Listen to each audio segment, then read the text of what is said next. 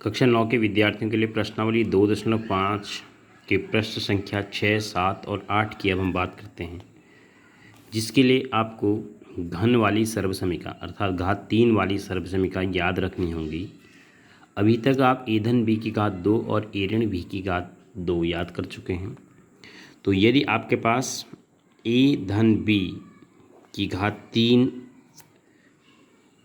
सर्वसमीका का प्रसार करना है तो इसका मान होगा ए की घात 3 धन बी की घात 3, जैसे उसमें ए की घात 2 धन बी की घात 2 तथा धन 3 ए स्क्वायर बी, एक बार इसका स्क्वायर बी ऐसे ही, दूसरी बार ए ऐसे ही बी का स्क्वायर।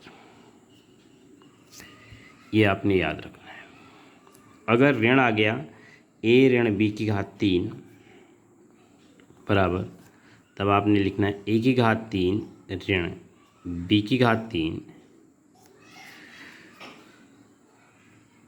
ऋण 3 ए स्क्वायर बी धन 3 ए बी स्क्वायर। अब आप यहाँ पर अगर चिन्ह समझना चाहते हैं तो ऐसे समझिए, देखो ए का तो धन है, ए की घात 3 धन रहेगा, बी का ऋण है इसलिए बी की घात 3 भी ऋण रहेगा, बी भी ऋण रहेगा क्योंकि सिंगल बी है, और बी ऋण है इसलिए बी स्क्वायर वाला देखो बी की घात 2 वाला धन में आ जाएगा।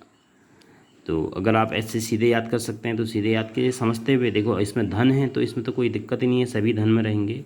बस ऋण वाले में आपने ये ध्यान देना है कि बी ऋण में है तो बी की घात 3 ऋण में होगी और बी की घात 1 वाला ऋण में होगा, क्योंकि ऋण की घात 2 तो धन हो जाता है, इसलिए बी की घात 2 वाला धन आएगा। अब हमने प्रश्न नंबर 6, तो प्रश्न नंबर 6 दिया है। अब आपके प्रश्न नंबर 6 में किताब में कैसा भी सवाल दिया हो, मैं आपको एक एग्जाम्पल के तौर पे बता रहा हूँ। प्रश्न नंबर 6 में किस प्रकार के सवाल, माना आपके पास 2/3 एक्स ऋण 1/5 वाई, इसकी घात 3, आपने इसका प्रसार करना है। अब आप सोचिए, एक संख्या ये है ऋण, दूसरी संख्या ये है, तो ए ऋण बी की घात 3 अर्थात इस फॉर्मूले का हमने इस सर्वसमीका का प्रयोग करना है।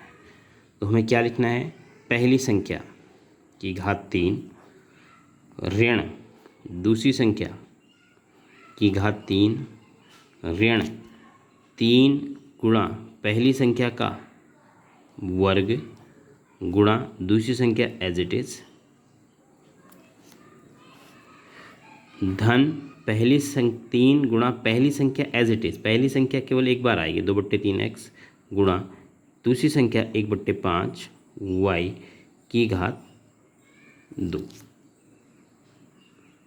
अब आपने एक लाइन में अब इसका ब्रैकेट ऑफ करना है, ब्रैकेट सभी के आपने ऑफ कर लेने हैं।